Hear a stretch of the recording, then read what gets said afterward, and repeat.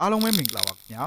တရုတ်ကအခုဆိုရင်ဂျပန်အိန္ဒိယနိုင်ငံတို့နဲ့ထိပ်တိုက်တွေ့ဆုံဖို့လှုံ့ဆော်နေပြီဖြစ်ပါတယ်ဒီလိုတင်းမာမှုကြီးထွားလာတာကမတော်တဆဖြစ်ရမဟုတ်ပါဘူးတရုတ်ကွန်မြူနစ်ပါတီရဲ့ကာလကြာရှည်ကလေးကရည်တည်ခဲ့တဲ့နေချက်ဝါဒမဟာဗျူဟာကြောင့်ဖြစ်ပေါ်လာတဲ့ဓာတ်ရိုက်အကျိုးဆက်ဖြစ်ပါတယ်ဒီအခြေအနေကဘလောက်ရေးကြီးလဲဆိုတာကိုနားလည်ဖို့ဒေတာတွင်းမှာတရုတ်ရဲ့ရည်တည်ချက်ကိုကျွန်တော်တို့တွေကြည့်ဖို့လိုအပ်ပါတယ်တရုတ်နိုင်ငံကမတူကွဲပြားတဲ့နိုင်ငံ14နိုင်ငံနဲ့နယ်နိမိတ်ချင်းထိစပ်နေပါတယ်လက်ရှိမှာလည်းအဲ့ဒီနိုင်ငံအားလုံးနီးပါးနဲ့အငြင်းပွားမှုတွေဖြစ်နေပါတယ်အဲ့ဒီထဲမှာနိုင်ငံ၈နိုင်ငံနဲ့တရုတ်နဲ့ဖြစ်ပွားနေတဲ့နယ်နိမိတ်ပြဿနာတွေကိုယနေ့အထိမဖြေရှင်းနိုင်သေးပါဘူးအထူးသဖြင့်တရုတ်နဲ့ဂျပန်အိန္ဒိယတို့ကြားလက်တလောဖြစ်ပွားနေတဲ့တင်းမာမှုတွေကအန္တရာယ်ရှိပြီးစိုးရိမ်စရာကောင်းပါတယ်တရုတ်ကထိုင်ဝမ်ကိုကျူးကျော်တိုက်ခိုက်လာရင်ဒါကဂျပန်ရဲ့အမျိုးသားလုံခြုံရေးအတွက်အလွန်အရေးကြီးတဲ့ဓာတ်ရိုက်ခြိမ်းခြောက်မှုတစ်ခုဖြစ်လာလိမ့်မယ်လို့ဂျပန်အစိုးရကလူသိရှင်ကြားထုတ်ပြန်ပြောဆိုပြီးနောက်မှာဂျပန်နဲ့တင်းမာမှုတွေကအရှိန်မြင့်တက်လာပါတယ်အဲ့ဒီထုံးပြန်ချက်ထုတ်ပြန်ပြီးတိတ်မကြခင်မှာပဲတရုတ်ထိပ်တန်းတန်တမန်တဦးကရန်လိုမုန်းထားတုံ့ပြန်ခဲ့ပါတယ်၎င်းတို့ရဲ့ပြောစကားအရဒါဂျပန်ဝန်ကြီးချုပ်အတွက်ဓာတ်ရိုက်ချင်းချောက်မှုဖြစ်တယ်ဆိုတာကိုကြည်ကြဲပြန့်ပြန့်နားလည်ကြပါတယ်ဒါကတန်တမန်ဘာသာစကားမဟုတ်ပါဘူးဒါကရန်စားတဲ့တုံ့ပြန်မှုဖြစ်ပြီ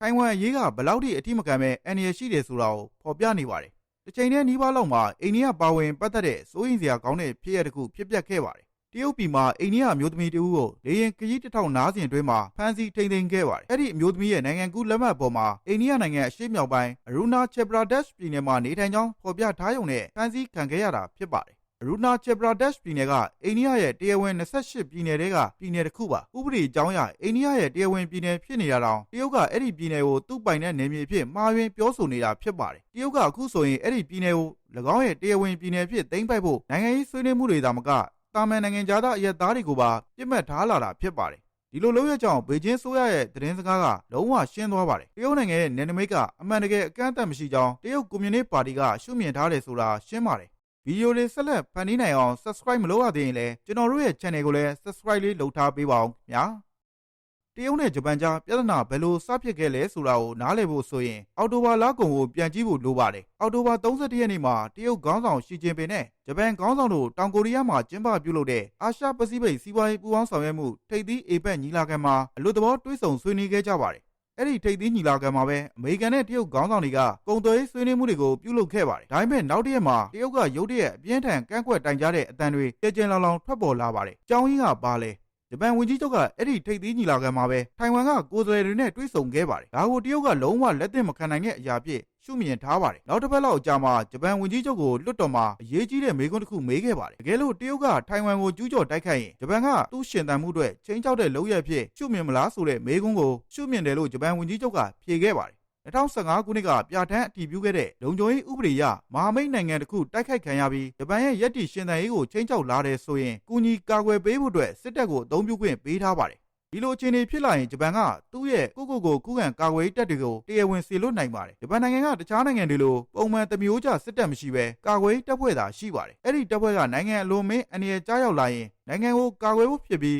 းပြည်ပမှာစစ်ပွဲဆင်နွှဲဖို့နဲ့တခြားနိုင်ငံတွေကိုတိုက်ခိုက်ဖို့အတွက်မဟုတ်ပါဘူးဂျပန်ရဲ့အမြင်အရကြည့်ရင်သူ့ရည်တည်ချက်ကအကျိုးအကြောင်းစီလျော်ပါတယ်ထိုင်ဝမ်ကဂျပန်နဲ့နယ်နိမိတ်ချင်းနီးနီးကပ်ကပ်ထိစပ်နေပါတယ်အချို့ဂျပန်ကျွန်းတွေဆိုရင်ထိုင်ဝမ်ကမ်းရိုးတန်းနဲ့ကီလိုမီတာ100လောက်သာဝေးတာကြောင့်အဲ့ဒီနေရာတွေမှာပဋိပက္ခဖြစ်ရင်ဂျပန်အတွက်ချက်ချင်းအန္တရာယ်ကြားရောက်လာနိုင်ပါတယ်ဒါပေမဲ့တရုတ်ကအဲ့ဒီထုတ်ပြန်ချက်ကိုဒေါသတကြီးတုံ့ပြန်ပါတယ်။အိုဆာကာမှာအခြေစိုက်တဲ့တရုတ်ထိပ်တန်းတန်တမန်ကအလွန်ရန်လိုတဲ့သတင်းစကားကိုအွန်လိုင်းကနေထုတ်ပြန်ပြီးဂျပန်ဝန်ကြီးချုပ်ကိုအကြမ်းဖက်တိုက်ခိုက်မယ်လို့ချိန်ချောက်ပါတယ်။ဂျပန်ကတရုတ်ရဲ့အပြုအမူကိုတရားဝင်ကန့်ကွက်ခဲ့ပြီးဂျပန်ဝန်ကြီးချုပ်ရဲ့မှတ်ချက်စကားကအမှန်တကယ်ပြုလုပ်မဲ့အစီအစဉ်မဟုတ်ပဲတကယ်လို့ဖြစ်လာခဲ့ရင်ဆိုတဲ့ theory သဘောတရားသာဖြစ်တယ်လို့ရှင်းလင်းပြောကြားခဲ့ပါတယ်အဲ့လိုရှင်းခဲ့ပေမဲ့တင်းမာမှုတွေကဆက်လက်မြင့်တက်ခဲ့ပါတယ်တရုတ်နိုင်ငံပိုင်မီဒီယာကအပြောတွေနဲ့တိုက်ခိုက်ခဲ့ပါတယ်တရုတ်ကမ်းခြေစောက်တပ်သင်္ဘောတွေကလည်းတိုင်ဝမ်နဲ့ကက်လျက်ဂျပန်ထိန်းချုပ်ထားတဲ့ကျွန်းတွေအနီးမှာနှောက်ယှက်မှုတွေပုံမပြုလုပ်ခဲ့ပြီးအဲ့ဒီနယ်နိမိတ်တွေကတရုတ်အပိုင်ဖြစ်ကြောင်းပြသခဲ့ပါတယ်စိုးရိမ်ထိတ်လန့်စရာအကောင်းဆုံးအခြေအနေအားလုံးကခုလိုစတင်ခဲ့တာဖြစ်ပါတယ်ဂျပန်ကသူ့လုံခြုံရေးကိုကာကွယ်မဲ့ရည်ရွယ်ချက်ကိုရိုးရိုးရှင်းရှင်းပြောကြားခဲ့တာဖြစ်ပါတယ်တရုတ်ကဒီအခြေအနေကိုနိုင်ငံရေးစစ်ရေးနဲ့စီးပွားရေးနည်းလမ်းတွေနဲ့တုံ့ပြန်ပြီးချိန်မြင့်တက်အောင်လှုံ့ဆော်ခဲ့ပါတယ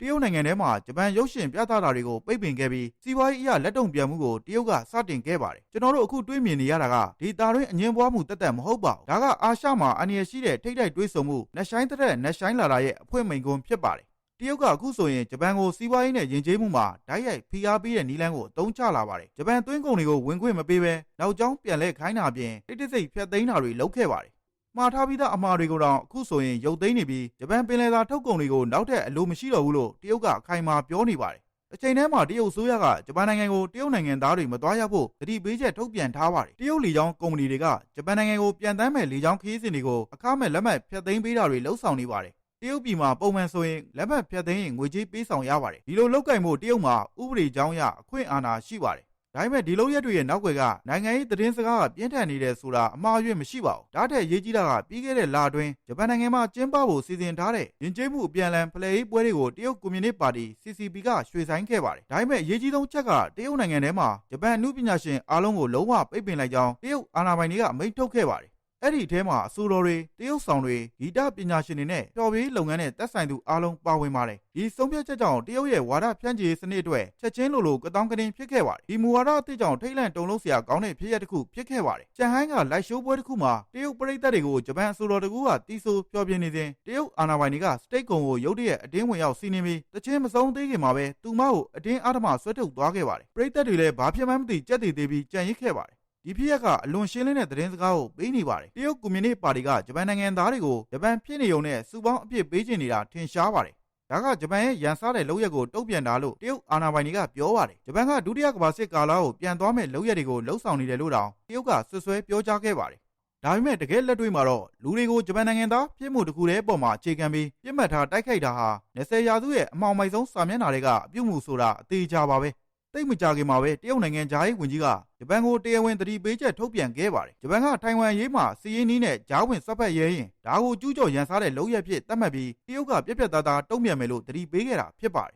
ဂျပန်က၎င်းရဲ့အတိတ်ကအမားတွေကိုဆင်ခြင်ပြီးတရုတ်အခေါ်သူ့ပြည်တွင်းရေးကိုဝင်ရောက်ဆွတ်ဖက်တာတွေကိုချက်ချင်းရပ်တန့်ဖို့တရုတ်ကတောင်းဆိုခဲ့ပါတယ်တနည်းပြောရရင်ဂျပန်ကသူ့ရဲ့သမိုင်းအမားတွေကိုသင်ခန်းစာယူပြီးတရုတ်ပြည်တွင်းရေးကိစ္စတွေနဲ့ဝေးနေဖို့တရုတ်ကသတိပေးခဲ့တာဖြစ်ပါတယ်တရုတ်နိုင်ငံသားရေးဝန်ကြီးရဲ့နောက်ဆုံးသတိပေးချက်ကအရှင်းလင်းပြီးချင်းချောက်ပြောဆိုထားပါတယ်။မီးနဲ့ကစားတဲ့လူတွေကမီးလောင်ပြီးပြတ်သုံးရမယ်လို့ဆိုလိုတာဖြစ်ပါတယ်။ဂျပန်နဲ့တရုတ်တင်းမာမှုတွေမြင့်နေစဉ်မှာအိန္ဒိယပါဝင်ပတ်သက်တဲ့တခြားထိတ်လန့်စရာဖြစ်ရပ်တစ်ခုဖြစ်ပွားခဲ့ပါတယ်။နိုဝင်ဘာလ21ရက်နေ့မှာအိန္ဒိယမျိုးသမီးတဦးကအိန္ဒိယကဂျပန်ကိုခီးသွားနေစဉ်ရှန်ဟိုင်းမှာခီးတစ်ထောင်နားပြီးနောက်လေရင်စောင့်နေခဲ့ပါတယ်အဲ့ဒီချိန်မှာတရုတ်အာဏာပိုင်တွေကသူမကိုရုတ်တရက်တားဆီးခဲ့ပြီးသူမရဲ့နိုင်ငံကူးလက်မှတ်ကတရားမဝင်ဘူးလို့ကြေညာပြီးဖမ်းဆီးထိန်းသိမ်းခဲ့ပါတယ်ဒီလိုဖြစ်တာဗီဇာသွင်းမဟုတ်စာရွက်စာတမ်းအမားတွေနဲ့ဘာမှပတ်သက်ခြင်းမရှိပါဘူးသူမရဲ့ passport မှာတရုတ်ကသူ့အပိုင်လို့ဆွဆွဲထားတဲ့အိန္ဒိယပိုင်ရူနာချေပရာဒက်ပြည်နယ်ကိုဝေးဖွားရာဇာတိနေရာအဖြစ်ဖော်ပြထားတာကြောင့်ဖမ်းဆီးထိန်းသိမ်းခဲ့တာဖြစ်ပါတယ်တရုတ်ကအဲ့ဒီပြည်နယ်ကိုတိဘက်တောင်ပိုင်းဒေသလို့သတ်မှတ်ထားပါတယ်အဲ့ဒီပြည်နယ်ကိုအိန္ဒိယနိုင်ငံရဲ့ပြည်နယ်ဖြစ်နိုင်ငံတကာကသတ်မှတ်ထားပေမဲ့တရုတ်ကသူပိုင်တယ်လို့ပဲပြောနေတာပ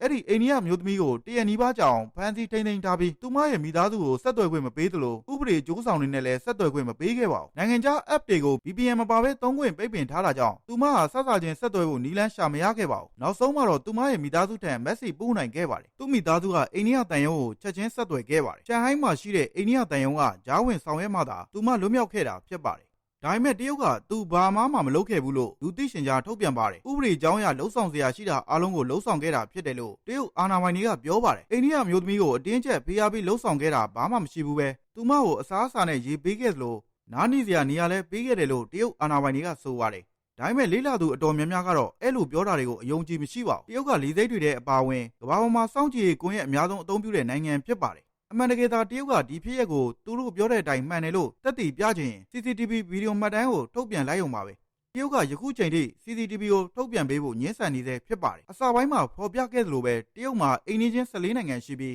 နိုင်ငံအားလုံးနီးပါးနဲ့နယ်မြေပိုင်ဆိုင်မှုအငြင်းပွားမှုပြဿနာတက်နေပါတယ်ဒီပြဿနာအားလုံးရဲ့ဇစ်မြစ်မှာအခြေခံအကြောင်းရင်းတစ်ခုသာရှိပါတယ်တရုတ်နိုင်ငံရဲ့နယ်နိမိတ်ကအဆုံးအစမရှိဘူးဆိုတဲ့တရုတ်အစိုးရရဲ့ယူဆချက်ဖြစ်ပါတယ်ဒီအမြင်အရဆိုရင်တော့ကိုပစ္စည်းလဲသူပိုင်တယ်ဒီပစ္စည်းလဲသူပိုင်တယ်ဆိုတဲ့တရုတ်ရဲ့နယ်မြေပိုင်ဆိုင်မှုတောင်းဆိုမှုတွေကဘယ်တော့မှအမှန်တကယ်ရပ်တန့်မှာမဟုတ်ပါဘူးနောက်ဗီဒီယိုတွေမှာပြန်ဆောင်ကြမယ်ခင်ဗျာ